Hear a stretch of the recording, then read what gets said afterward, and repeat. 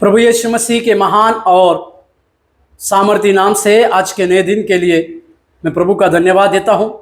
आज का आशीष और अनुग्रह देने वाला वचन अय्यूब का पत्री उसके 4 अध्याय और 4 वचन।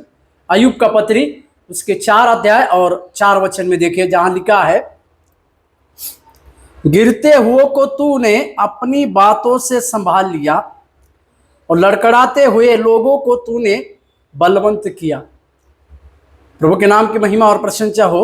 ये एलीपज जो अय्यूब का मित्र था, वो उसका तर्क परमेश्वर के साथ का एक तर्क है, मतलब एक अंदाजा परमेश्वर कौन है और परमेश्वर क्या कर सकता है, इसके अंदाज ही कुछ बातों को वो यहाँ पर लिखते हैं।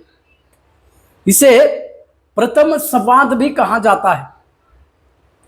अय्यूब की पत्री कई एक प्रश्नों से शुरुआत होती है, पर पहले अध्याय में अय्यूब के कई एक प्रश्नों के साथ, कई एक सवालों के साथ और कई एक कंफ्यूजन के साथ ये पत्री तो शुरू होती है, पर आखिरी 42वें अध्याय में अद्भुत रीति से आशीष की बातें भी प्राप्त अय्यूब को होती है।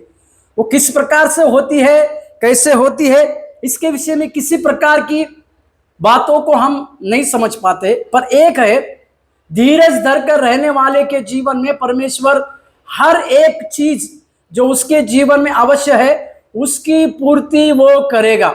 इसके विषय में परमेश्वर ने एक अद्भुत बातों को यहां पर लिखा है।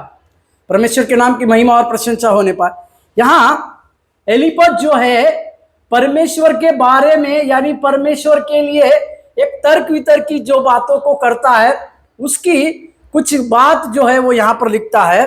वो परमेश्वर के साथ इस प्रकार से तर्क या अंदाजा करता है, जो परमेश्वर गिरते हुए को अपनी बातों से संभाल लेता है। प्रभु के नाम की महिमा। ये एलीपज परमेश्वर को इस दृष्टिकोण से देखता है, जो लोग गिर रहे हैं या जो लोग गिरते हैं, परमेश्वर उन्हें अपनी बातों से संभाल लेता है।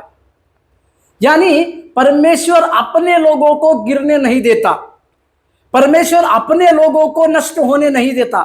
वो परमेश्वर के ऊपर इस प्रकार के तर्क को लगाता है कि जब परमेश्वर गिरने वालों को अपनी बातों से संभालने की ताकत रखता है और आगे लड़खड़ाते हुए को तू बलवान करता है, और जो अपने जीवन काल में लड़खड़ाते हैं, किसी कारणवश संघर्ष की बातों में जब चले आते हैं, तो ये परमेश्वर उनके लड़खड़ाते हुए को बलवंत भी करता है बोलकर जब हम देखते हैं, तो अय्यूब को वो इस प्रकार से परमेश्वर के तर्क को समझा रहा है कि लड़खड़ाने वालों को परमेश्वर बलवंत करता है। हमने सुना है, जो गिरते हैं उनको अपने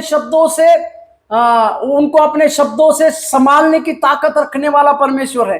पर आज जो तुम्हारे ऊपर अय्यूब इस प्रकार की विपत्ति को जब हम आते हुए देखते हैं, तो एलीपज ना केवल अय्यूब को अपनी बातों के द्वारा परमेश्वर की उस वाचा को, उस वायदे को स्मरण कराते हैं, परंतु परमेश्वर में और पक्का होने की ताकत को भी संभाले रखते हैं। आज सवेरे के समय में शायद हम किसी चीज में, किसी बातों में गिर रहे हैं, परमेश्वर अपनी बातों से संभालने की ताकत हमको रखता है। या हम किसी क्षेत्र में लड़खड़ा रहे हैं, परमेश्वर हमें बलवंत करने की भी ताकत रखता है।